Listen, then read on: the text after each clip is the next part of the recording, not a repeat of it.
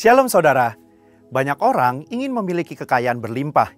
Namun pertanyaannya, setelah mendapatkan kekayaan, bagaimana menggunakan kekayaan tersebut? Nah, dalam VOP kali ini, kita akan membahas tentang penyalahgunaan kekayaan. Mungkin kita pernah mendengar pertanyaan ini, salah atau dosa nggak sih mengumpulkan uang ataupun harta lalu menjadi kaya? Pertanyaan ini seringkali muncul dalam benak kita sebagai orang percaya, karena kita merasa uang dan harta kekayaan erat kaitannya dengan kehidupan dunia dan bukan bagian dari kehidupan saleh orang Kristen. Tentu saja, pemikiran ini tidak benar sepenuhnya, karena Tuhan juga ingin agar setiap anaknya menikmati kehidupan yang baik, layak, dan diberkati selama di dunia ini. Namun, Dia ingin agar hati kita tidak melekat pada kekayaan itu, dan kita memperoleh serta mempergunakan kekayaan tersebut dengan cara yang benar. Sebagai contoh, setelah kita mendapatkan uang, maka uang tersebut dapat digunakan sebagai alat transaksi untuk memenuhi kebutuhan hidup kita sehari-hari, seperti makan, tempat tinggal, transportasi, dan juga membiayai uang sekolah atau kuliah. Bahkan kita juga bisa memakai uang dan harta kekayaan kita untuk menolong orang lain yang membutuhkan tentunya, dan memuliakan Tuhan. Di mana hari-hari ini pun kita diingatkan untuk memberi dalam kemurahan. Oleh karena itu, mengumpulkan harta tidaklah salah dan bukanlah dosa, selama hati kita tidak melekat pada kekayaan itu. Dan kekayaan itu diperoleh serta digunakan dengan tujuan yang benar, berguna, dan bertanggung jawab. Kita dapat melihat tokoh-tokoh Alkitab seperti Abraham, Ishak, Yakub, Yusuf dari Arimatea, dan Lydia pedagang kain ungu dari Tiatira juga adalah orang-orang yang diberkati dengan kekayaan. Artinya, Tuhan tidak melarang kita menjadi kaya. Namun Alkitab melarang orang percaya memperoleh kekayaan dengan cara yang tidak halal dan menyalahgunakan kekayaan tersebut. Di dalam Yakobus 5 ayat 1-6, Yakobus mengecam orang-orang kaya pada saat itu karena mereka menyalahgunakan kekayaan. Mereka bertindak sewenang-wenang terhadap orang-orang yang bekerja pada mereka dan hanya memperkaya diri tanpa mempedulikan kepentingan orang lain. Kekayaan menjadi tujuan hidup mereka, dan ini merupakan gambaran cinta akan uang, di mana karena seorang ingin kaya, ia menghalalkan segala cara demi memperoleh kekayaan itu dan menggunakannya untuk kepuasan diri. Menurut Yakobus 5 ayat 1-6, ada 3 dosa atau kesalahan yang dilakukan oleh orang-orang yang memiliki kekayaan. Yang pertama, menahan upah. Tindakan menahan upah merupakan tindakan yang tidak seharusnya dilakukan oleh orang yang diberkati Tuhan dengan kekayaan. Dalam Yakobus 5 ayat yang keempat, orang-orang yang kaya tidak membayar upah buruh sebagaimana yang telah disepakati menurut nilai dan waktunya. Orang-orang ini menahan upah dengan cara yang curang. Mereka terus memperkaya diri dengan cara menindas buruh mereka sendiri. Mereka tidak mempedulikan hukum Tuhan tentang orang upahan, dan ini adalah dosa. Yang kedua, menggunakan kekayaan untuk kepuasan daging. Yakobus 5 ayat 5 menggambarkan bagaimana orang-orang yang telah menerima kekayaan menggunakannya untuk hidup mewah, berfoya-foya, serta memuaskan keinginan hati dan daging mereka. Tentu saja, ini bukanlah tujuan yang dikehendaki oleh Tuhan dan merupakan suatu dosa. Sekalipun kekayaan itu diperoleh dengan cara halal, kita tidak boleh menggunakannya untuk kepuasan diri sendiri. Di sini, Yakobus tidak melarang orang percaya menjadi kaya karena berkat Tuhan.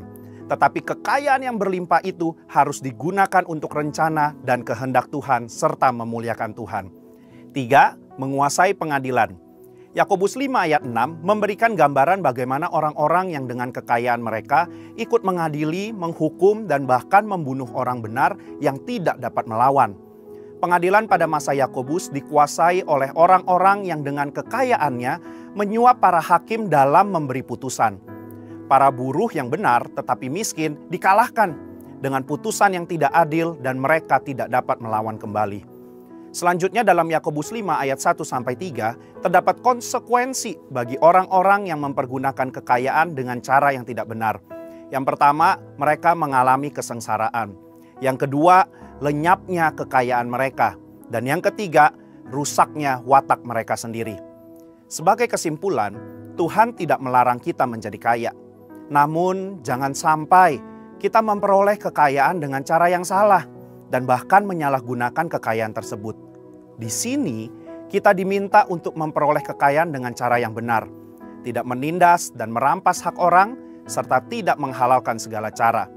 Setelah kita mendapatkan kekayaan tersebut, marilah kita pergunakan untuk memberi dengan murah hati kepada sesama dan memuliakan Tuhan, bukan untuk kepentingan diri sendiri.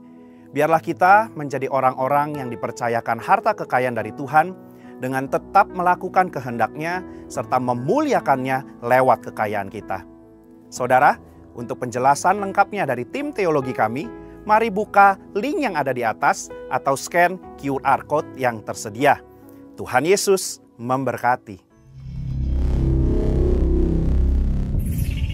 Shalom Bapak Ibu Saudara yang dikasihi Tuhan. Sekali lagi shalom, haleluya. Saya percaya kasih Tuhan yang melimpah bagi setiap kita yang hadir pada pagi hari ini untuk beribadah kepada Tuhan. Mari Bapak Ibu Saudara kita siapkan hati kita, hidup kita untuk datang di hadirat-Nya. Saya mengundang kita semua untuk bangkit berdiri bersama-sama. Haleluya. Mari dengan segenap hati kita memuliakan dan memuji Tuhan dari tempat ini. Biarlah syukur kita itu yang kita persembahkan di hadapan Tuhan. Terima kasih Tuhan, terima kasih. Kami menghampiri tatamu yang kudus pada pagi hari ini Tuhan. Engkau Allah yang luar biasa dan ajaib di dalam hidup kami. Kuduskan dan layakkan kami, setiap pujian kami, penyembahan kami, syukur kami biarlah menjadi dupa yang berkenan di hadapan Tuhan. Menjadi persembahan yang memuliakan nama Tuhan. Terima kasih Bapa, Engkau hadir di dalam setiap syukur dan doa kami. Setiap seruan kami di hadapan-Mu Tuhan. Kami percaya hadirat-Mu yang melawat kami. Hadirat-Mu yang bermanifestasi di tempat ini. Untuk memberikan kehidupan yang baru atas kami. Untuk membawa kami kepada kemuliaan Allah. Terima kasih Tuhan. Termuliakan nama-Mu, terpuji Engkau. Terima kasih Tuhan. Mari bersama-sama bawa syukur-Mu di hadapan Tuhan. Kami bersyukur, kami bersyukur,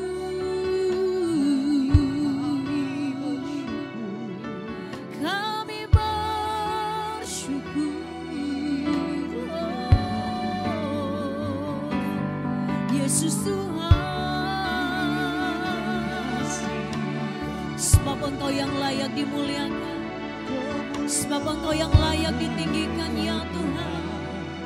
Nama-Mu dimuliakan Yesus.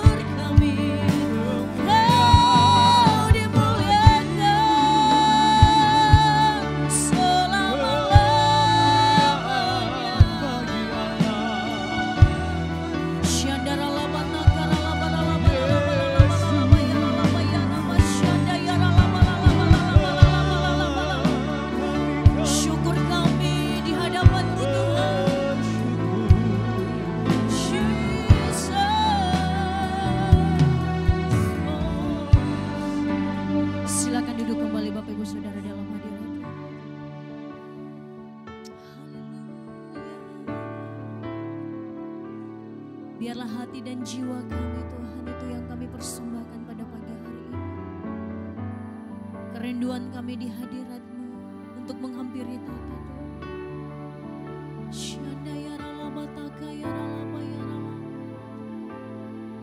terpujilah Tuhan selamanya. Bapakku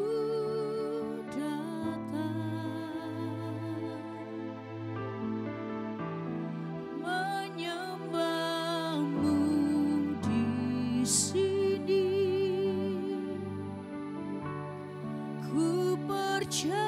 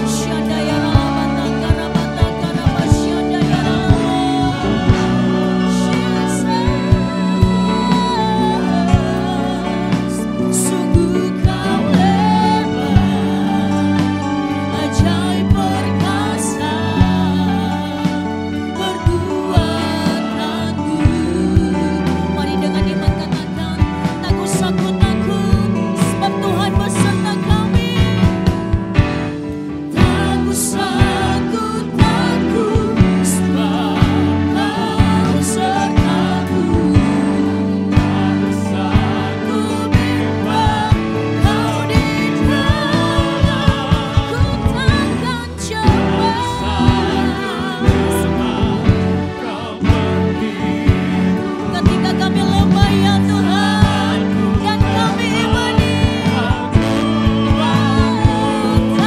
sanggup, takut.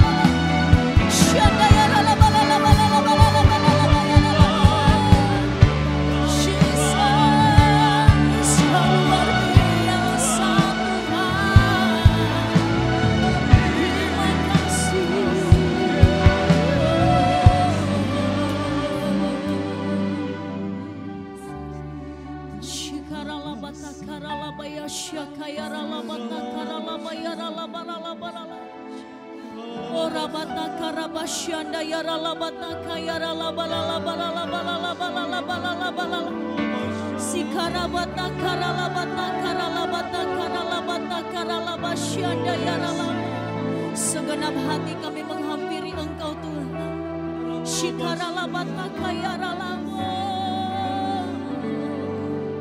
So here I bow to lift you high, Jesus, be glorified in all things. For all my life I am yours, forever yours. So here I bow, so here I bow to lift you high, Jesus, be glorified in all things. For all my life I am yours. Sebab kami selamanya milik-Mu ya Tuhan.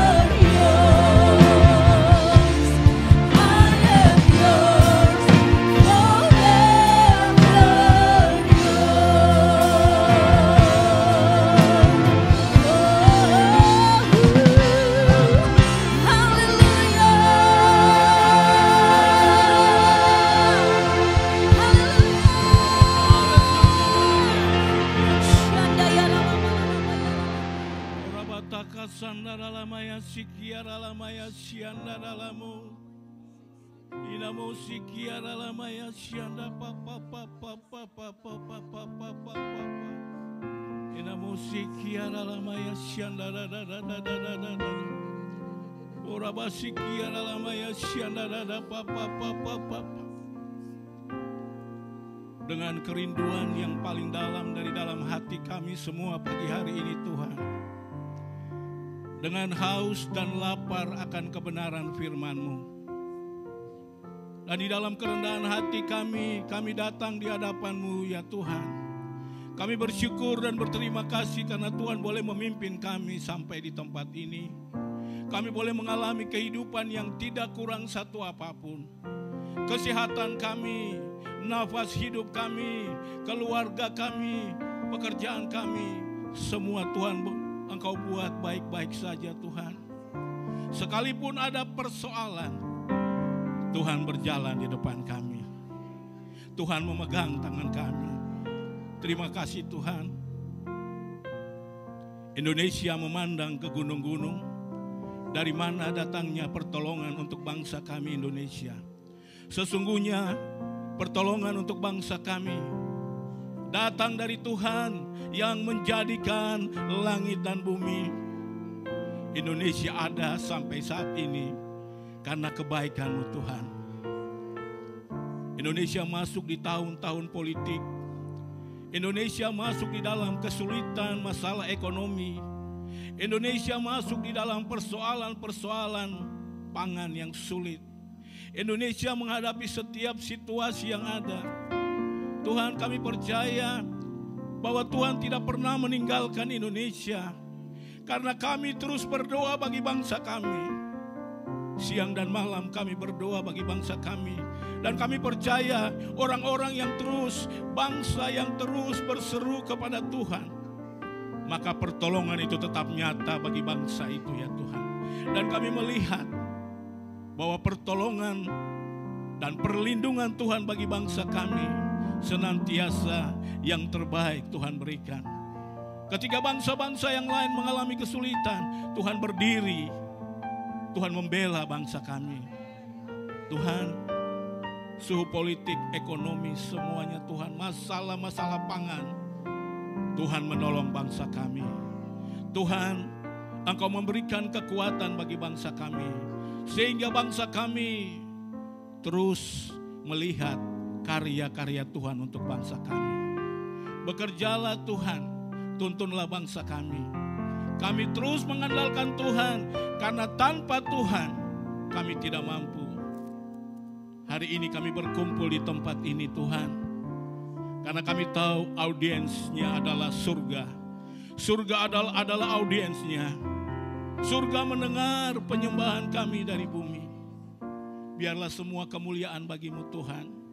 Kami berdoa bagi para pemimpin-pemimpin kami Tuhan. Mulai dari Gembala Pembina Paniko dan ketiga wakil dan semuanya Tuhan. Biarlah penyertaan-Mu menyertai mereka. Di dalam setiap aktivitas, apapun pelayanan mereka, Tuhan melindungi, memberikan kekuatan dan pertolongan bagi mereka. Kami menyerahkan, kami berdoa bagi Gembala Rayon kami, Pak Gede dan ketiga wakil. Tuhan berikan kemampuan khususnya bagi gembala kami Tuhan. Setiap persoalan-persoalan, masalah-masalah yang ia hadapi, kami tahu itu tidak akan pernah melebihi kekuatannya. Karena janji Tuhan, Tuhan selalu menyertai. Tuhan berikan pewahyuan-Mu, sehingga melalui gembala kami dibawa di dalam pengenalan kepada Allah yang benar. Kami dituntun untuk mengenal kebenaran Allah itu.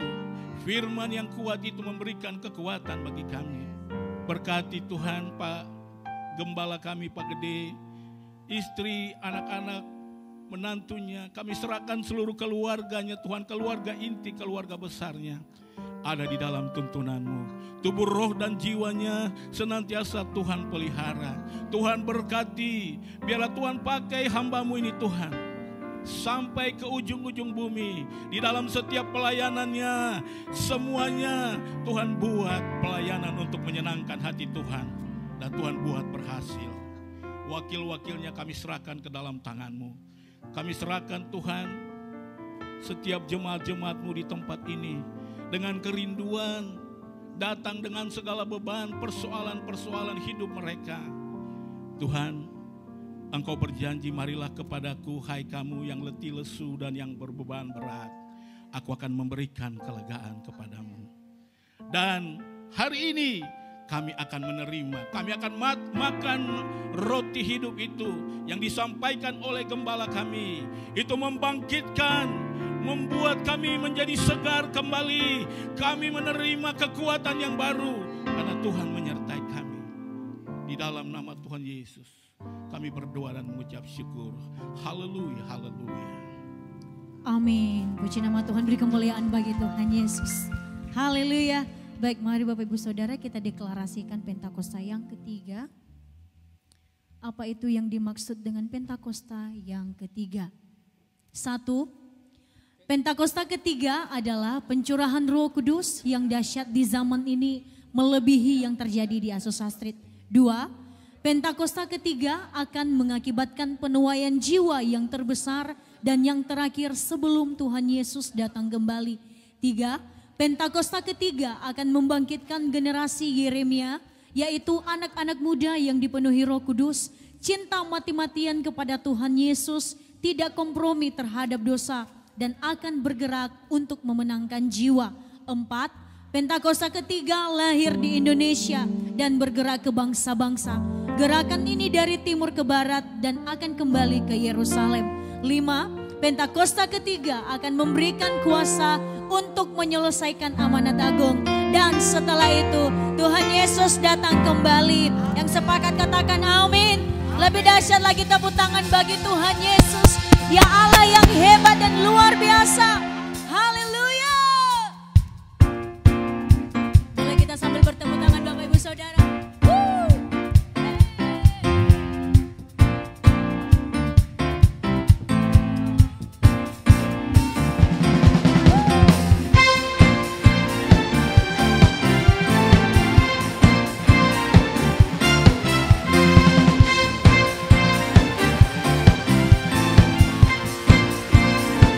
Ya Allah yang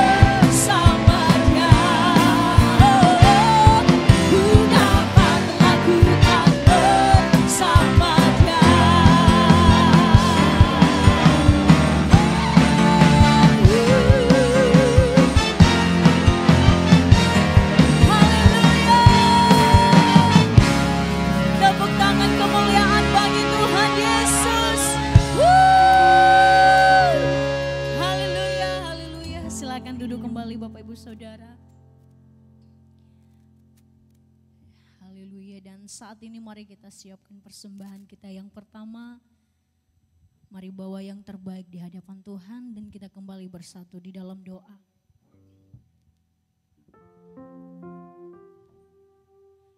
Kami percaya Tuhan bahwa hadirat-Mu, sukacita-Mu Kau limpahkan bagi setiap kami. Dan saat ini kami membawa persembahan syukur kami atas setiap berkat Tuhan yang Tuhan limpahkan bagi kami. Tuhan berkati Bapa, Tuhan kuduskan setiap umat-Mu, hamba-hamba Tuhan yang memberi pada hari ini. Biarlah kami memberi dengan ucapan syukur dan sukacita kami. Karena kami percaya bahwa berkat-Mu melimpah bagi setiap kami. Terima kasih Tuhan, di dalam nama Yesus kami berdoa, bersyukur, haleluya, amin.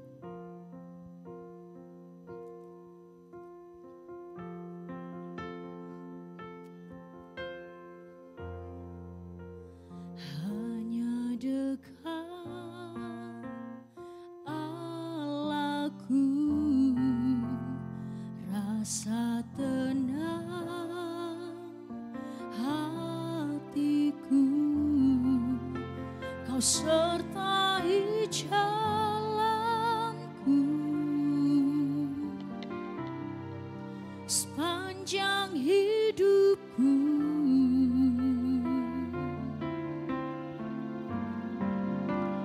Hanya dekat padamu ada kekuatan baru.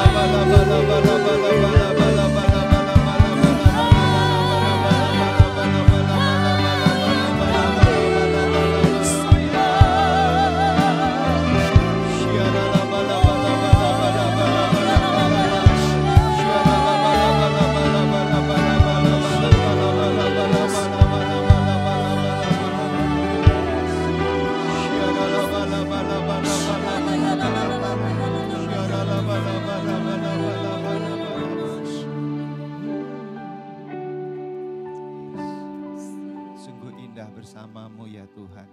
Sebab itu kami rindu ada di dalam bait suci-Mu. Tarik kami lebih dalam lagi untuk menikmati hadirat-Mu ya Bapa. Dan kami percaya ketika kami dalam hadirat-Mu, pemulihan terjadi, kesembuhan, kelepasan, kemenangan terjadi. Dan pagi hari ini hamba-Mu secara khusus berdoa buat setiap anak-anak-Mu yang hadir di sesi yang pertama ini. Tuhan memberkati kehidupan mereka berlimpah-limpah. Tuhan memberkati keluarga demi keluarga, pekerjaan demi pekerjaan. Tuhan memberkati seluruh aspek kehidupannya. Bahkan pagi hari ini, jika ada yang datang dengan sakit penyakit, Tuhan memberi kesembuhan, pemulihan. Oleh bilur-bilurnya mereka disembuhkan dalam nama Tuhan Yesus. Dilepaskan dalam nama Tuhan Yesus. Tuhan, Engkau yang berfirman melalui hamba-Mu ini. Pakai hamba-Mu untuk menyatakan kehendak-Mu. Dalam nama Tuhan Yesus kami berdoa dan mengucap syukur. Sama-sama katakan amin. Silakan duduk Bapak Ibu, saudara yang dikasihi oleh Tuhan. Saya ucapkan shalom bagi kita semuanya. Nah, hari ini kita akan belajar tentang iman yang memberi kemenangan. Saya percaya setiap kita mau mengalami kemenangan demi kemenangan. Menang atas apa? Menang atas dosa, atas maut, atas tipu muslihat iblis. Nah, Bapak Ibu yang dikasihi oleh Tuhan, kata iman ini sering kita dengar, ya. Sering kali kita dengar, tapi jarang kita mempraktekannya. Sebenarnya iman itu iman kepada siapa? Iman kepada Tuhan Yesus Kristus atau iman kepada Yesus Kristus sebagai Tuhan dan juru selamat pribadi kita satu-satunya. Dengan cara apa? Dengan cara mengasihi Dia dan dengan cara melakukan perintah-perintahnya. Siapa yang mau berkemenangan dalam hidup ini? Kita semua mau berkemenangan. Apalagi menghadapi situasi dunia yang semakin sukar dan juga semakin tidak menentu, saudara dan saya membutuhkan iman ini. Nah, kita akan belajar bersama-sama dari firman Tuhan, Injil Matius pasal yang ke-17, ayatnya yang ke-14 sampai dengan ayat yang ke-21. Saya membaca ayat 14, Bapak Ibu membaca ayat yang ke-15 dan seterusnya kita baca secara bergantian. Saya akan mulai bacakan ayat yang ke-14. Ketika Yesus dan murid-muridnya kembali kepada orang banyak itu, datanglah seorang mendapatkan Yesus dan menyembah. Saudara,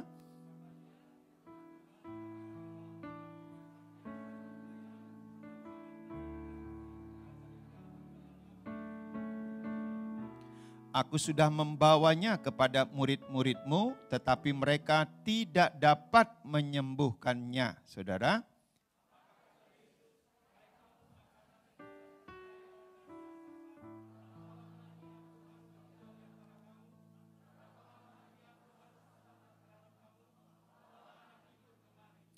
dengan keras Yesus menegur dia, lalu keluarlah setan itu daripadanya. Dan anak itu pun sembuh seketika itu juga. Saudara,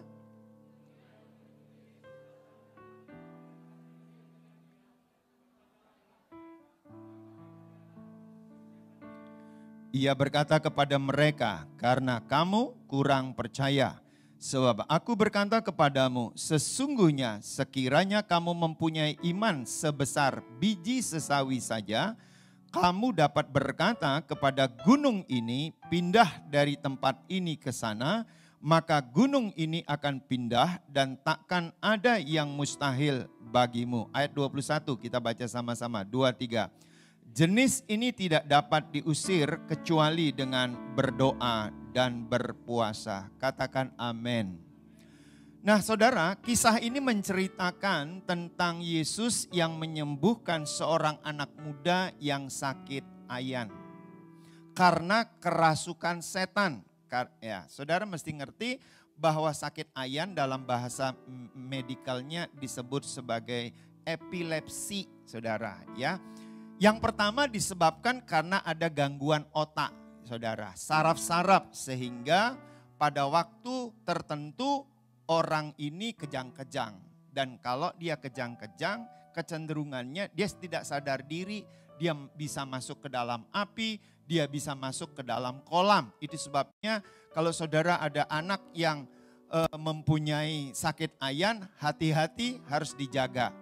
Tapi yang kedua adalah ayan yang disebabkan karena apa? Kerasukan setan. Oleh sebab itu Alkitab sudah mencatat, tadi kita baca di ayat 21, jenis ini harus diusir melalui apa? Doa dan puasa. Nah, saudara, yang menarik adalah keluhan yang disampaikan orang itu kepada Yesus di dalam ayat yang ke-16. Yaitu, aku sudah membawanya kepada murid-muridmu, tetapi mereka tidak dapat apa? Menyembuhkannya. Bisa bayangkan enggak ya? Kalau ada seseorang atau orang tua yang mempunyai anak sakit ayan, sudah dibawa kepada murid-murid Tuhan Yesus, tapi murid-murid Tuhan Yesus tidak sanggup untuk apa? Menyembuhkannya. Saudara, pertanyaannya mengapa bisa demikian? Kalau kita membaca dalam Injil Matius pasal yang ke-10 ayat 5-15, Yesus itu juga pernah mengutus para muridnya untuk pergi memberitakan kerajaan surga. Saudara, pada waktu pengutusan itu juga murid-muridnya diperlengkapi dengan kuasa dari surga. Dan apa yang terjadi? Yang terjadi adalah murid-muridnya itu mampu melenyapkan penyakit, kemudian membangkitkan orang mati, mentahirkan orang kusta, serta mengusir setan. Itu ada di ayat yang ke-8. Artinya sebelumnya itu Tuhan Yesus pernah mengutus murid-muridnya dan murid-muridnya mampu mendemonstrasikan kuasa kerajaan sorga. Tetapi dalam kasus Injil Matius pasal 17 ayat 14-21, para murid-muridnya menjadi tidak berdaya. Mengapa tidak berdaya? Karena jawabannya apa saudara? Kurang percaya kepada perkataan Kristus. Dari sini saya mau menggiring saudara kepada pemahaman yang benar. Kita sering baca firman Tuhan, tapi kurang percaya kepada firman itu. Kita sering memperkatakan firman Tuhan, tapi kita sering tidak percaya kepada perkataan firman Tuhan yang kita perkatakan itu. Akibatnya apa? Tidak ada mujizat. Sebab itu, saudara, mari ubah paradigma kita, ubah cara pandang kita. Kalau saudara dan saya membaca Alkitab, saudara dan saya mesti mengerti dan percaya kepada firman Tuhan itu. Akibat kurang percaya tidak terjadi apa? Mujizat. Oleh sebab itu kenapa banyak orang Kristen tidak pernah atau jarang sekali mengalami mujizat di dalam hidupnya karena dia kurang percaya atau tidak percaya kepada firman Tuhan. Sampai di situ saudara nangkap. Jawabannya bukan Tuhan kurang hebat. Tuhan itu hebat. Tuhan itu luar biasa. Tapi yang membuat mujizat itu tidak terjadi dalam hidup kita karena kita tidak percaya. Karena kita kurang percaya kepada firman Tuhan. Percaya enggak sama Allah? Percaya. Percaya enggak sama Yesus? Percaya karena kita orang Kristen. Tapi persoalannya tidak hanya sekedar percaya kepada Allah, tidak hanya sekedar percaya kepada Yesus, tapi juga percaya kepada firman-Nya, perkataannya. Itu yang membuat murid-murid Yesus tidak berdaya. Itu yang membuat orang-orang Kristen tidak mengalami mujizat. Doa ya doa, tapi tidak mengalami mujizat. Baca firman ya baca firman, tapi tidak mengalami mujizat. Nah, mari kita akan melihat apa itu iman, saudara.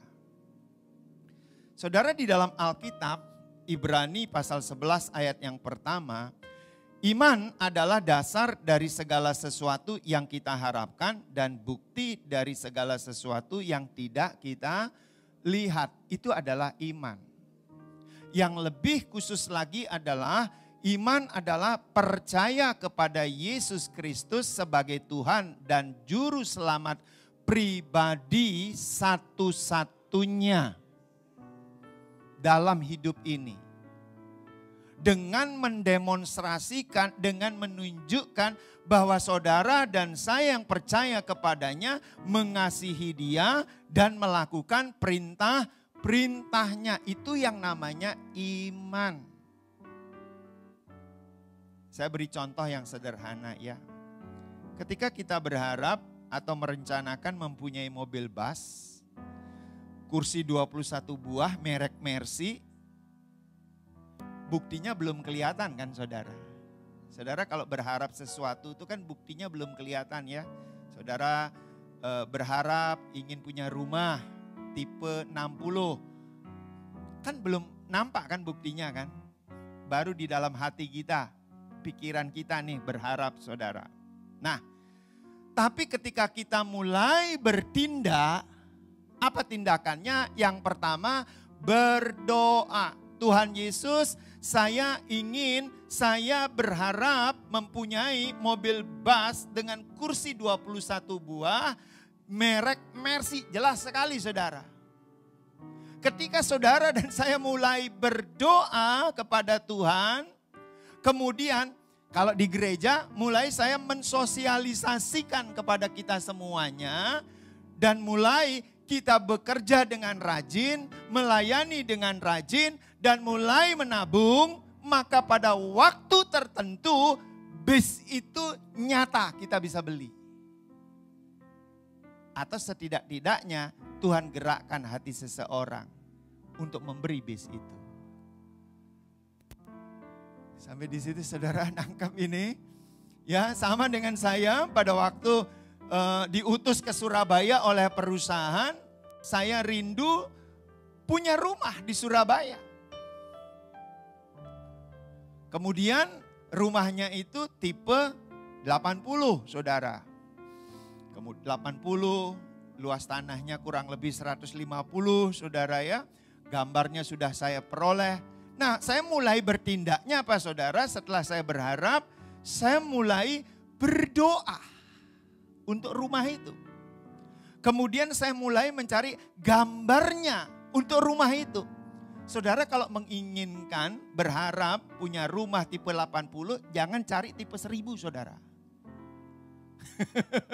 Itu enggak matching saudara. Jadi kalau saudara pengen tipe 80, cari gambarnya yang tipe 80. Saya mulai doakan, Tuhan saya rindu Tuhan punya rumah yang seperti ini. Dan apa yang terjadi ketika saya mulai berdoa, Tuhan mulai mendengar doa-doa itu. Saudara, saya terus bekerja dengan rajin, saya terus mengumpulkan uang dalam bentuk tabungan. Apa yang terjadi saudara pada waktu itu? Tahun 1988. 89 kurang lebih. Tabungan saya itu cuma isinya 650.000. Karena itu tadi menabung, cuman 650.000. Tapi karena Tuhan yang turun tangan, melalui pekerjaan yang rajin saya lakukan, pekerjaan yang benar saya lakukan, Tuhan menjamah hati direksi saya. Gede, kamu perlu rumah enggak ya di Surabaya? Ya perlu Pak. Nah gini ya Dek ya. Karena kinerjamu bagus, maka kamu sekarang cari rumah yang kamu inginkan. Setelah itu lapor dengan saya, harganya berapa, kamu beli tunai, aku kirim nanti kepada kamu. Saya sudah punya gambarnya. Saya keliling di Surabaya cari rumah yang gambarnya mirip yang saya doakan ini saudara. Ketemu di Pondok Chandra. Istri saya tahu persisnya. Ketemu di Pondok Chandra. Loh persis. Langsung saya ke bagian pemasarannya. Saya menanyakan, ini berapa harganya ini? Jawabannya 32 juta. Siangnya langsung saya telepon direksi. Pak, saya sudah berjumpa dengan rumah yang saya impikan, Pak. Oh ya? Rumah seperti apa, Dek? Tipe 80, tanahnya 150-an begitu. Oh ya, berapa harga? 32 juta. Besok kukirim itu 32 juta, kamu lunasi itu. Begitu uang masuk, keesokan harinya saya pergi kepada bagian pemasaran, ku beli ini dengan harga tunai. Dikasihlah diskon saya lagi, saudara. Dari harapan menjadi apa? Bukti. Tapi kita harus bertindak. Itu sebabnya Alkitab mencatat iman tanpa perbuatan pada hakikatnya apa? Mati. Maksudnya iman itu harus ditindaklanjuti. Harapan itu harus ditindaklanjuti. Kalau harapan tidak ditindaklanjuti, namanya mimpi di siang bolong. Mimpi tinggal mimpi. Janji tinggal apa? Janji. Sampai di situ jelas, saudara. Hal-hal yang sederhana saja. Ya, mulai dulu dari hal-hal sederhana ya, saudara ya. Nah, karena ini kan kita belajar tentang iman yang memberi kemenangan. Nanti model seperti apa itu ya. Nah, saudara, iman timbul karena pendengaran akan firman Kristus. Nah, jelas ya saudara ya. Jadi iman itu timbul bukan ujuk-ujuk dari langit begitu, bukan. Karena saudara dan saya rajin membaca firman Tuhan setiap hari. Sehingga telinga kita mendengar, sehingga iman itu timbul. Iman tanpa perbuatan pada hakikatnya apa? Mati, artinya harus ditindaklanjuti melalui doa, melalui bekerja dengan rajin, dengan cerdas, mulai menabung saudara, mulai hentikan foya-foya itu, hentikan pemborosan itu, mulai hidup yang sederhana saudara. Dan apa yang terjadi pada waktunya Tuhan? Tuhan menggenapi harapan kita. Tuhan menggenapi iman kita itu. Amin. Kalau saya cerita tentang iman ini saudara ya, tentang penggenapan-penggenapannya, waduh banyak sekali saudara ya. Tapi itu contohnya satu ya. Mereka yang hidup oleh iman, mereka itulah anak-anak Abraham. Saudara dan saya anak-anak Abraham. Oleh sebab itu orang benar hidup oleh apa saudara? Iman. Dan semua yang lahir dari Allah mengalahkan apa? Dunia. Yaitu apa? Iman kita. Apa yang dimaksudkan dengan dunia? Keinginan mata, keinginan daging, keangkuhan hidup, saudara. Itu yang kita kalahkan. Sebab 3 hal ini itu sering menghancurkan manusia itu. Contohnya keinginan mata. Gara-gara keinginan mata ini tidak pernah kita pakai kacamata kuda. Setiap hari pergi ke mall. Apa yang bakal terjadi saudara? Yang tidak butuh saudara beli. Akibatnya nggak bisa nabung. Jadi kalau dikatakan kamu punya tabungan berapa? Saya nggak bisa nabung. Loh kenapa nggak bisa nabung? Alasannya penghasilannya terlalu kecil. Kenapa penghasilannya terlalu kecil? Karena setiap hari pergi ke mall. Habis. Itu kan saudara. Keinginan mata. Keinginan apa? Daging. Nah, mata ini temannya nih, saudaranya, saudara. Ini saudara kandung ini. Mata, keinginan apa? Daging. Keinginan daging itu setiap minggu aku pingin beli baju baru, pakai baju baru. Aku mesti pakai gelang. Ini bagi wanita pakai pita, segala macam. Saudara. Kemarin Sabtu nih saya setelah doa puasa, saya turun. Saya lihat satu-satunya toko yang buka di bawah itu yang jualan pita. Yang jualan apa ini saudara? Ya konde. Yang jualan macam-macam khusus untuk ibu-ibu. Kenapa? Karena dagangnya itu udah ngerti. Hari Sabtu itu ada doa puasa di sini. Sore harinya ada yud di sini. Dan rata-rata wanita. Nah jadi salah satunya pasti akan mampir ke tokoku itu. Coba bayangkan saudara. Keinginan mata, ya kan dari mata turun kemana? ke daging, saudara. Bukan dari mata turun ke hati, tapi dari mata turun ke daging. Setelah pakai, berubah jalannya. Keangkuhan apa? Hidup. Sebelum pakai pita, begini dia jalan. Setelah pakai pita, gini saudara ya. Mulai saudara, apalagi pitanya dari Perancis. Perancis. Begitu bunyinya saudara. Kalau dari Central Plaza ini mungkin dirubah namanya CP. CP kalau di Jakarta Central Park. Central Park itu adalah plaza yang mewah, yang megah. Nah, menyamarkan Central Plaza menjadi apa? Central Park. Ini konde dibeli dari Central Park. Oh, beda saudara.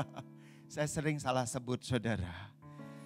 Ya sering salah sebut. Kita ibadahnya di CP. CP itu apa ya Pak Gede? Central Park. Salah. Central Plaza saudara. Kita belajar 3 jenis iman. Dari Injil Matius 17 ayat 14-21. Yang pertama dikatakan tidak beriman atau tidak percaya. Dalam ayatnya 14 sampai dengan ayat yang ke-17, saya tidak bacakan 14-15, tapi saya langsung bacakan ayat yang ke-17. Maka kata Yesus, hai kamu angkatan yang tidak percaya dan yang sesat. Berapa lama lagi aku harus tinggal di antara kamu? Berapa lama lagi aku harus sabar terhadap kamu? Bawalah anak itu kemari. Saudara garis bawahi kalau bawa Alkitab. Hai kamu angkatan yang tidak percaya dan ternyata orang yang tidak percaya itu sama dengan orang sesat. Saudara. Saudara pasti bertanya kenapa ya orang tidak percaya itu kok dikatakan apa saudara? Sesat. Sesat karena dia tidak percaya kepada kebenaran. Oleh sebab itu orang yang tidak percaya kepada kebenaran sama dengan orang yang sesat. Mengambil jalannya sendiri-sendiri. Alkitab mengatakan Yesaya 59 ayat yang ke-2a yang merupakan pemisah antara kamu dan Allahmu adalah segala apa? Kejahatanmu. Makanya orang yang tidak percaya itu dikatakan juga apa? Orang yang sesat. Mikir ya, aku ini percaya apa enggak ya? Kalau tidak percaya itu dikatakan sesat, saudara. Sesat itu artinya kita melakukan segala sesuatu bukan karena kehendak Tuhan, tapi kehendak diri sendiri, kehendak orang lain. Saudara, bukan kehendak Tuhan. Harusnya yang kita lakukan adalah kehendak Tuhan. Seperti Yesus berkata, makananku adalah melakukan kehendak Bapakku yang di sorga. Jadi karena memang mereka tidak percaya, maka sakit ayan itu tidak dapat disembuhkan. Roh yang mengikat orang itu, saudara, tidak dapat dilepaskan. Itu karena tidak percaya, saudara. Karena tidak percaya. Nah, oleh sebab itu, Yesus menilai orang-orang yang tidak percaya itu sebagai orang-orang yang gagal melayani orang lain dengan kuasa kerajaan sorga. Saudara, waktu ini pernah saya baca berkali-kali ya, waktu saya baca ini ya. Jadi ternyata kita sebagai orang yang percaya, kalau kita tidak mampu melayani orang lain yang kerasukan setan, dikatakan orang yang gagal. Wah, serem ya saudara ya. Nah, jadi orang yang tidak percaya atau orang yang tidak beriman artinya gagal untuk percaya dan mempraktekkan firman Tuhan, saudara. Nah, kita tidak mau yang seperti ini ya. Karena ini kategori orang yang tidak percaya. Nah, sekarang kita tahap berikutnya lagi, saudara. Coba lihat. Nah, tahap berikutnya lagi apa saudara? Kita belajar yaitu kurang beriman, kurang percaya. Tidak percaya aja disebut gagal, kemudian gimana ya? Ya udahlah, antara percaya dan tidak. Orang Kristen tuh banyak begitu, antara percaya dan tidak, saudara. Ya. Kurang beriman ini seperti apa? Di ayat 19 dan ayat yang ke-20. Saya bacakan ayat yang ke-20a. Ia berkata kepada mereka, karena kamu kurang percaya. Saudara, orang yang kurang percaya itu juga disebut kategorinya kurang beriman dan juga akhirnya gagal untuk apa? Mempraktekkan firman Tuhan. Jadi yang namanya tidak beriman. Kemudian apalagi saudara? Kurang beriman. Ternyata dua-duanya itu apa? Gagal.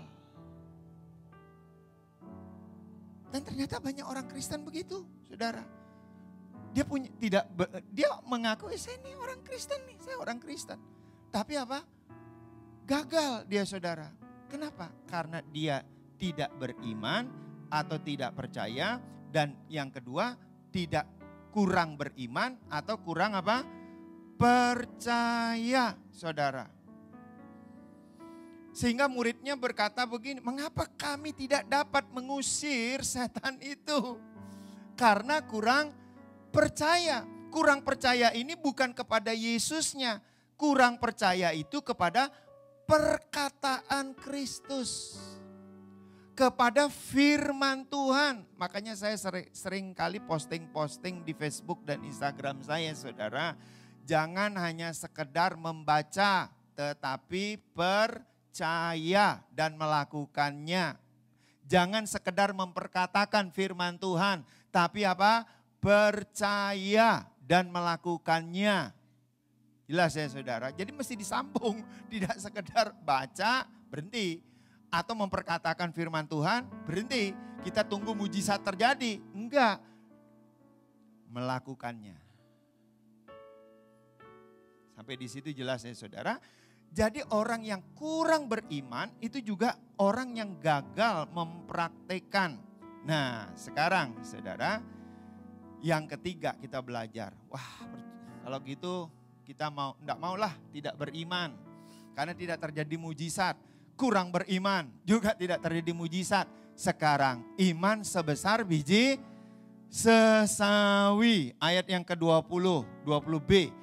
Sebab aku berkata kepadamu, sesungguhnya sekiranya kamu mempunyai apa?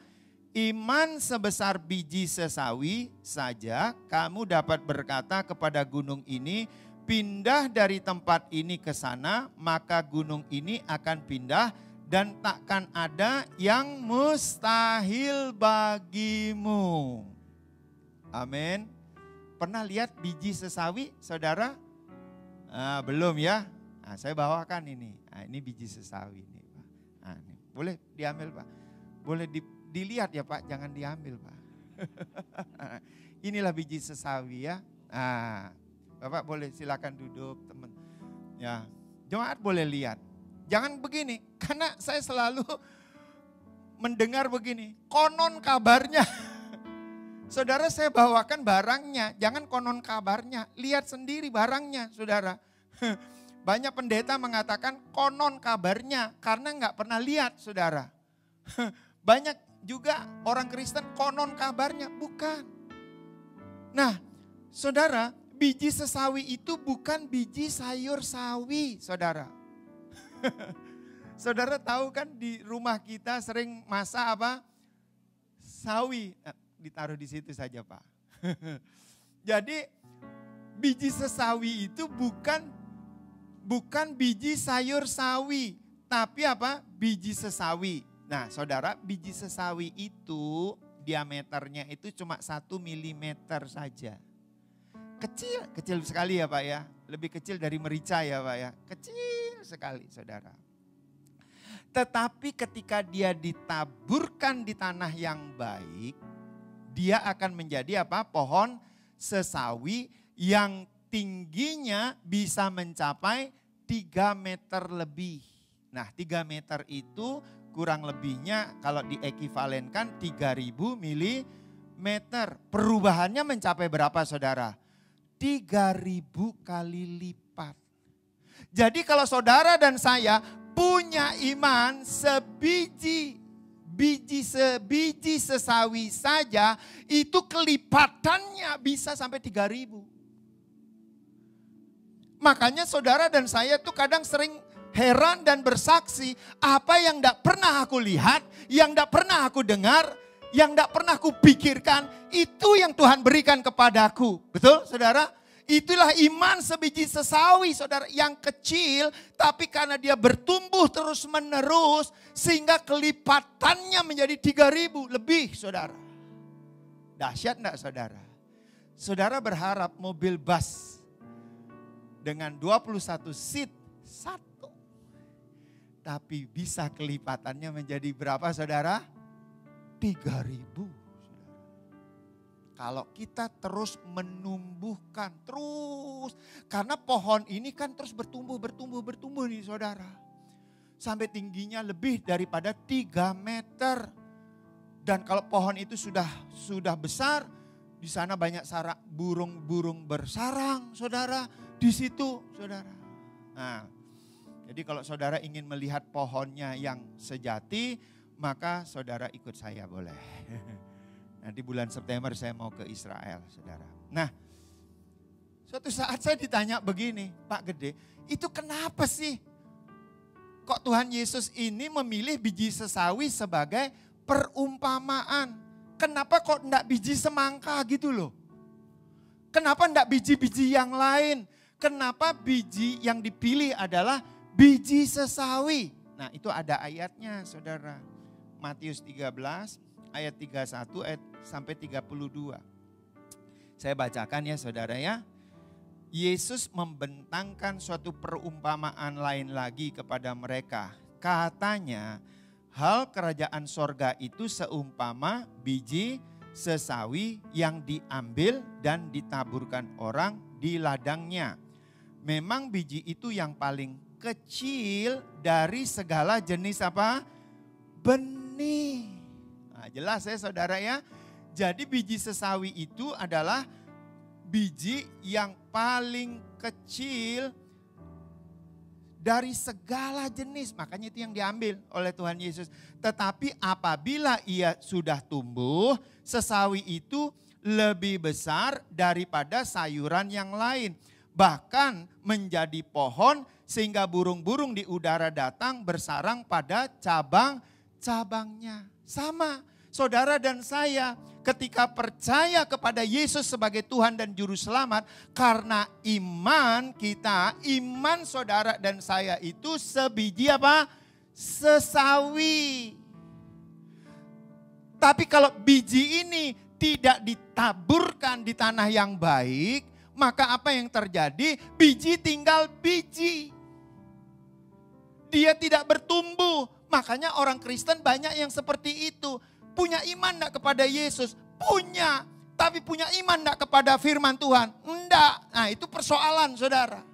Harusnya kita punya iman kepada Yesus sebagai Tuhan dan Juru Selamat. Saudara dan saya punya iman sebiji apa? Sesawi yang paling kecil di antara semua biji saudara. Tapi biji itu harus bertumbuh. Itu sebabnya orang Kristen harus bertumbuh dalam iman. Supaya apa? Terjadi kelipatan. Halo? Supaya terjadi kelipatan. Saudara hidup di dalam tidak kelipatan, itu capek saudara. Itu sama dengan jalan di tempat saudara.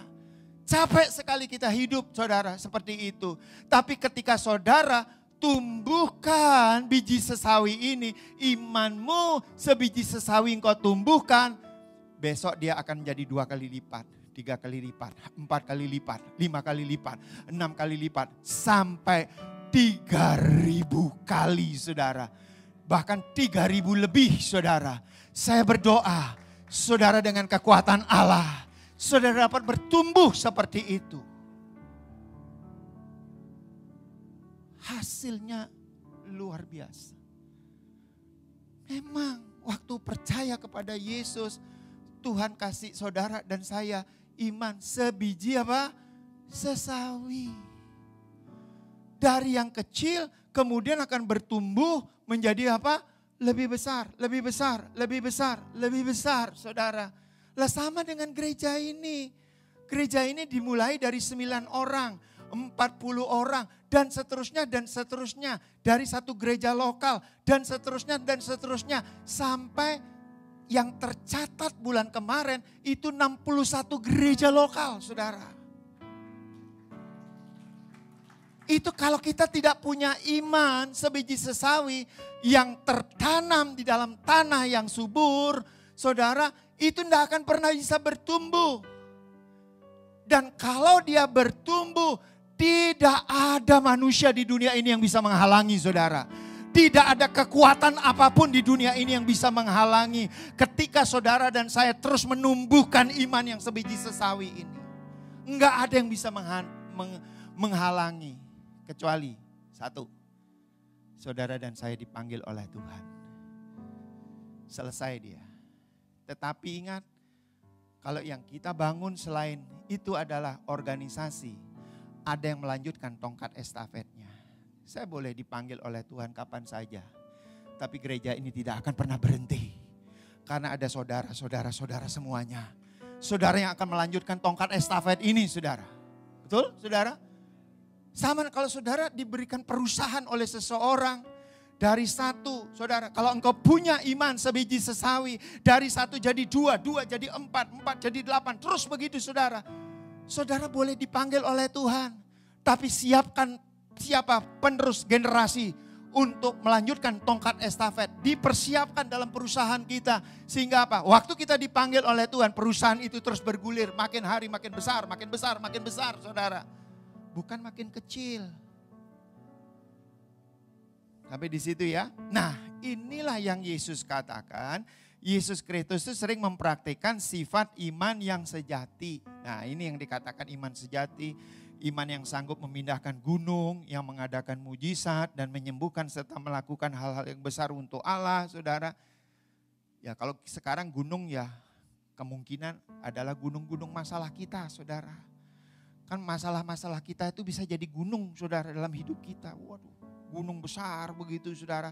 Tapi dengan iman sebiji sesawi yang terus bertumbuh, maka gunung masalah kita itu bisa kita geser, saudara. Aku katakan gunung masalah ini bergeser. Wah, aku sedang berjalan ini ke depan ini. Bergeser di gunung masalah itu, saudara. Nah, iman yang sejati adalah iman yang efektif memberikan hasil. Mampu memindahkan gunung masalah.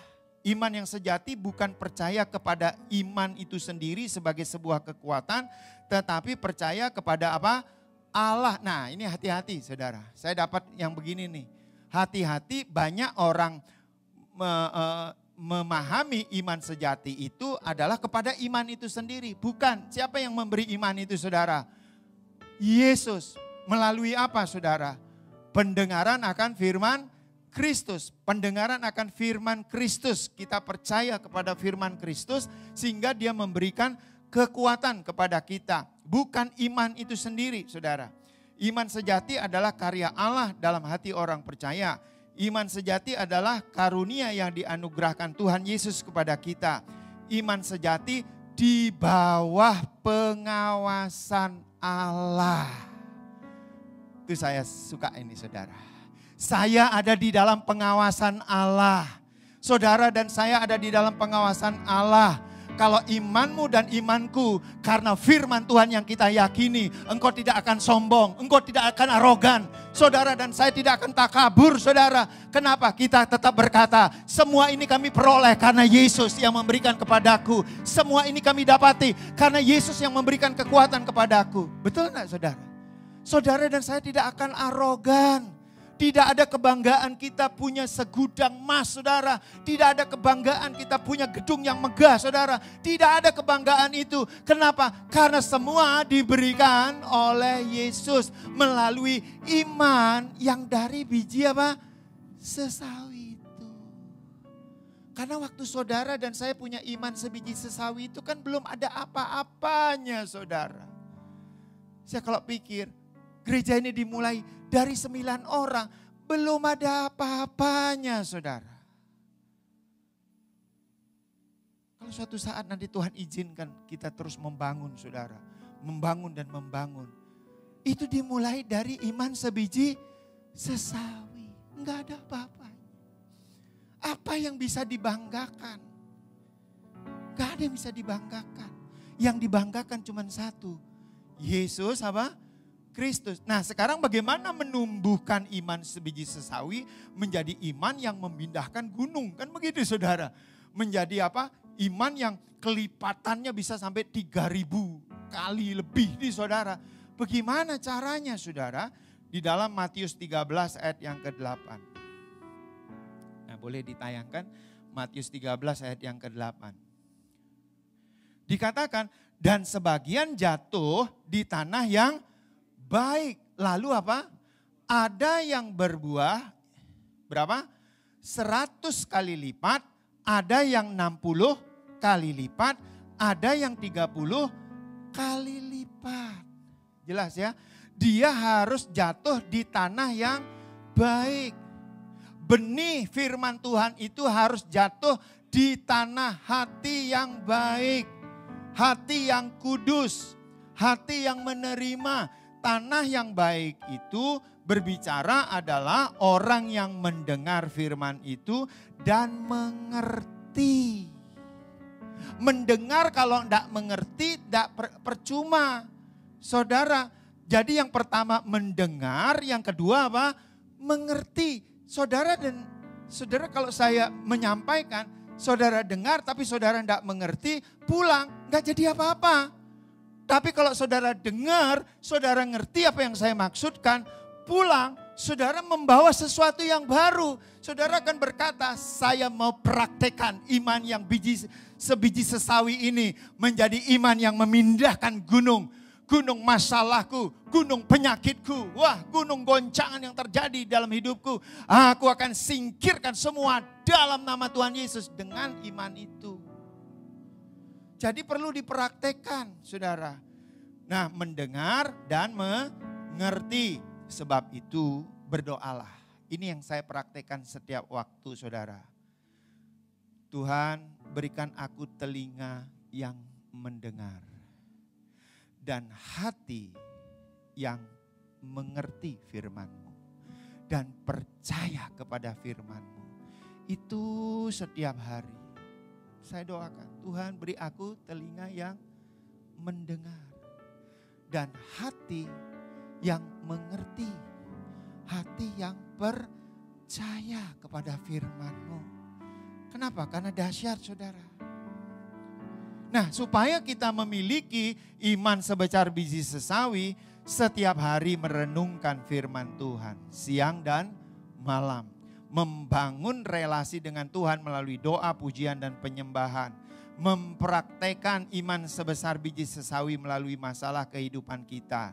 Dan melayani Tuhan. Saudara, iman itu perlu lawannya. Namanya masalah. Saudara kalau tidak pernah menghadapi masalah, saudara tidak punya kesempatan mempraktekkan iman. Tapi kalau saudara diizinkan oleh Tuhan ada masalah, itu artinya Tuhan memberi kesempatan saudara dan saya mempraktekkan apa? Iman. Tuhan izinkan saudara dan saya sakit, mempraktekkan apa? Iman. Ada goncangan dalam keluarga kita diberi kesempatan mempraktekkan iman itu. Mungkin ekonomi kita, keuangan kita digoncangkan saudara. Ini kesempatan yang Tuhan beri kepada kita untuk mempraktekkan apa? Iman. Jelas ya saudara. Hebat ya Tuhan itu ya. Saya kagum saudara. Jadi saya ke Israel itu yang pertama-pertama saya beli ini saudara. Wah betul kecil. Karena dulu saya dengar kan cuma konon kabarnya aja saudara. Hamba Tuhan pun juga katanya, jangan katanya, kita harus nyata saudara.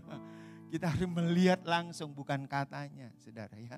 Sama dengan itu loh mahkota berduri yang dikenakan di kepala Tuhan Yesus itu sakit sekali. Saya beli sekalian, saya coba tancapkan di kepala saya sakit betul saudara. Tapi tidak sampai masuk ke dalam saudara. Tapi begitu saya letakkan begini, terus saya ambil kayu dikit, tik tik tik, waduh sakit sekali saudara. Supaya saya bisa merasakan bagaimana Yesus itu saudara. Betul enggak saudara? Saudara nangkep hari ini, iman sebiji sesawi ketika jatuh di tanah yang baik, dia akan bertumbuh terus. Memang ada 100 kali lipat, ada 60 kali lipat, ada juga yang 30 kali lipat. Saya berdoa, saudara bertumbuh 100 kali lipat. Amin. Saudara bertumbuh 100 kali lipat. Ya, mulai dulu dari 30 kali lipat, gak apa-apa. Tapi terus bertumbuh 60 kali lipat sampai 100 kali lipat. Sebelum kita berdoa, kita naikkan pujian. Aku punya Tuhan yang besar. Saudara dan saya punya Tuhan yang besar.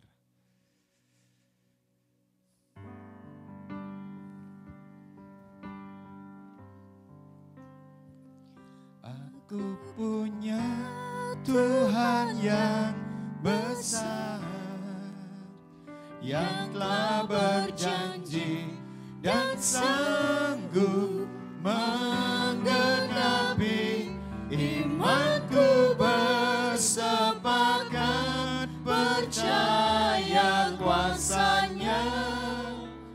Ku terima sekarang kemenangan darimu. Aku punya Tuhan yang besar, yang telah berjanji dan sanggup menggenapi imanku, bersepakat percaya kuasa-Nya. Ku terima sekarang kemenangan darimu. Aku punya Tuhan yang besar, yang telah berjanji dan sanggup menggenapi imanku, bersepakat percaya kuasa-Nya.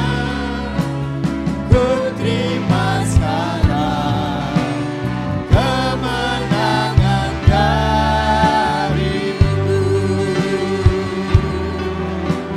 Ku terima sekarang kemenangan darimu.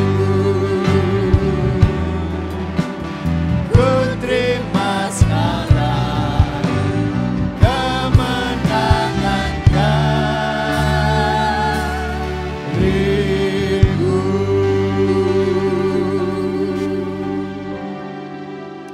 Setiap kita yang mau menerima kemenangan dari Tuhan, mari kita bersama-sama pagi ini bersepakat dengan Tuhan. Iman kita bersepakat percaya kepada firman Tuhan, saudara. Mari kita sama-sama hampiri Tuhan.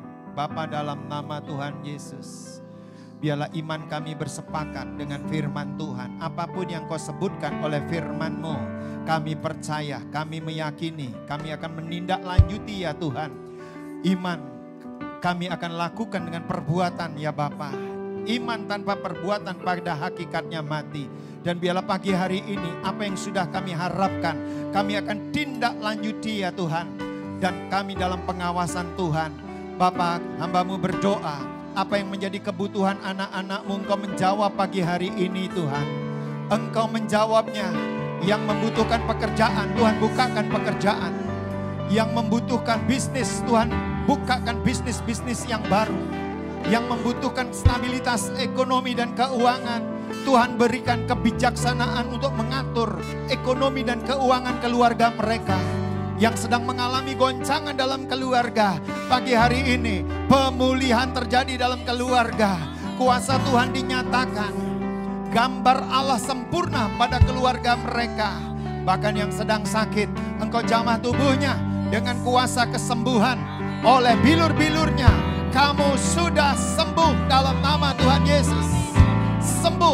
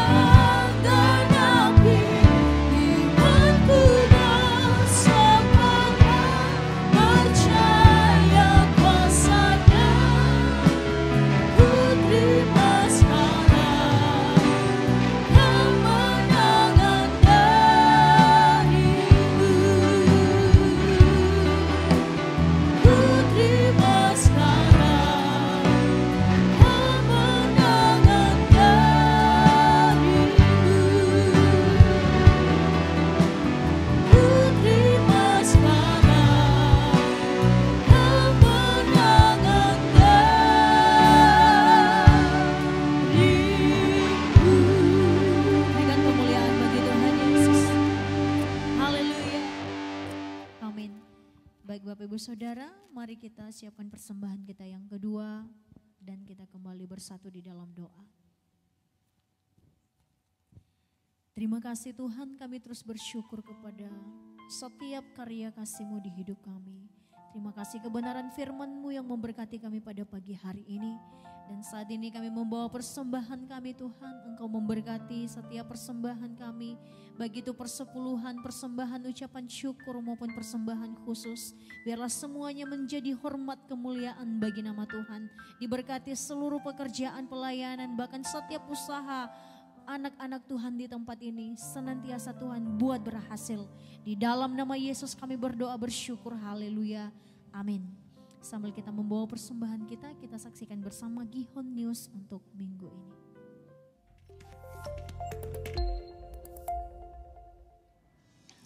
Shalom jemaat Tuhan, berikut ini kami sampaikan informasi kegiatan gereja selama sepekan yang terangkum dalam Gihon News. Ibadah Raya Minggu GBI Gihon Central Plaza 30 April 2023 akan dilayani oleh sesi 1 sampai sesi 3 Bapak Pendeta Kristianto Silitonga.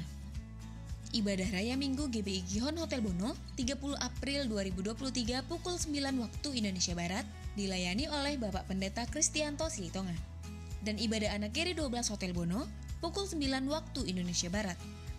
Menara doa bersama onsite Rabu 26 April 2023 pukul 10 waktu Indonesia Barat secara onsite di Main Hall Gihon Center Central Plaza lantai 2. Kami mengajak seluruh pelayan dan jemaat untuk dapat hadir bersama-sama berdoa, memuji, dan menyembah Tuhan. Cool Celebration. Mari hadir di acara Cool Celebration khusus untuk Cool Central Plaza, Bono, dan Pandaw. Jumat 28 April 2023 pukul 18.30 waktu Indonesia Barat. Ajak seluruh anggota Cool Bapak dan Ibu. Ada apa saja sih di Cool Celebration? Ada Bapak Pendeta Kristianto Silitonga, Ketua Divisi Cool dari Jakarta yang akan memotivasi gembala-gembala Cool. Ada pengurapan impartasi gembala oleh Bapak Pendeta Gede Widiada. Ada games-games menarik untuk Cool dengan hadiah yang menanti para pemenang. Ada rewards bagi gembala Cool terbaik periode September 2022 sampai Maret 2023. Mari meriahkan Cool Celebration ini dengan kehadiran dan keikutsertaan gembala Cool dan anggota Cool dalam games-games yang ada. Ayo kami tunggu, silahkan masing-masing Cool pakai baju yang kompak sesuai Cool masing-masing. Tuhan Yesus memberkati. Kita siap menabur, kita siap menuai, Pentakosta ketiga, bangkit dan jadilah pemenang. Ibadah doa dan puasa onsite Sabtu 29 April 2023 pukul 10 waktu Indonesia Barat dilayani oleh Bapak Pendeta Kristianto Silitonga di Main Hall Gihon Center Central Plaza lantai 2.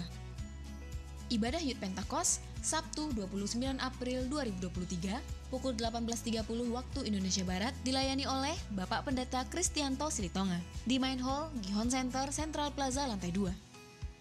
Ibadah Anak Kiri 12 atau Sekolah Minggu pukul 10.30 sesuai ruangan dan pukul 17 waktu Indonesia Barat di ruang Pratama di Geri 12 Room Gihon Center Central Plaza lantai 2. Ibadah remaja atau Junior Church umur 12-15 tahun pukul 10.30 waktu Indonesia Barat di Junior Room Gihon Center Central Plaza lantai 2. Gerakan memberkati sesama dengan target 1.000 calon penerima. 1. Mengunjungi 5 panti asuhan. 2. Mengunjungi 5 panti jompo. 3. Masyarakat lainnya. Membawa bingkisan, berkenalan, dan mendoakan. Matius 25 ayat 34-40. Setiap jemaat dapat ikut menabur sebesar 50.000 per bulan, dapat ditransfer melalui rekening yang ada di layar berikut, atau dapat langsung memasukkan ke kotak yang telah disediakan. Bagi Bapak Ibu yang ingin bergabung di komunitas kasih atau Cool, silahkan temui Cool Ambassador setelah selesai ibadah ini di lobi Gihon Center. Demikian Gihon News minggu ini. Terima kasih atas perhatian Bapak Ibu sekalian. Selamat hari Minggu, sampai jumpa kembali pada ibadah minggu depan. Tuhan Yesus memberkati. Baik, sebelum kita mengakhiri ibadah kita, kami rindu untuk mendoakan dan mengenal Bapak Ibu Saudara yang baru pertama sekali mengikuti ibadah bersama dengan kami di tempat ini. Kalau ada di antara kita boleh melambaikan tangannya saudara. Ada satu orang di depan, ada lagi saudara yang baru pertama sekali mengikuti ibadah. Puji Tuhan, kami undang kesediaannya untuk bangkit berdiri Ibu. Didoakan oleh Sebelum kita berdoa, kita mengucapkan terima kasih kepada Tuhan dan juga mengajak saudara kita ini kalau bersedia untuk ibadah lagi minggu depan di tempat yang sama. Mari kita berdoa. Kita arahkan hati kita pada saudara-saudari kita. Terima kasih Bapa Surgawi, Engkau telah mengirimkan hamba-Mu ini untuk bersama-sama ibadah dengan kami di pagi hari ini. Semuanya itu karena kemurahan Tuhan. Dan dengan kesepakatan kami bersama, kami rindu supaya saudara kami ini Engkau berkati kehidupannya, berkati keluarganya, berkati pekerjaannya. Dan biarlah segala kehidupannya Engkau yang campur tangan, sehingga ke depannya Tuhan saja yang dimuliakan, Tuhan saja yang ditinggikan. Terima kasih Bapa Surgawi, Roh Kudus yang akan terus membimbing dan mengajarinya. Dalam nama Tuhan Yesus kami telah berdoa dan kami telah mengucap syukur. Sama-sama kita katakan amin. Puji Tuhan. Baik, terima kasih. Kita akan mengakhiri ibadah kita. Kita bangkit berdiri bersama-sama.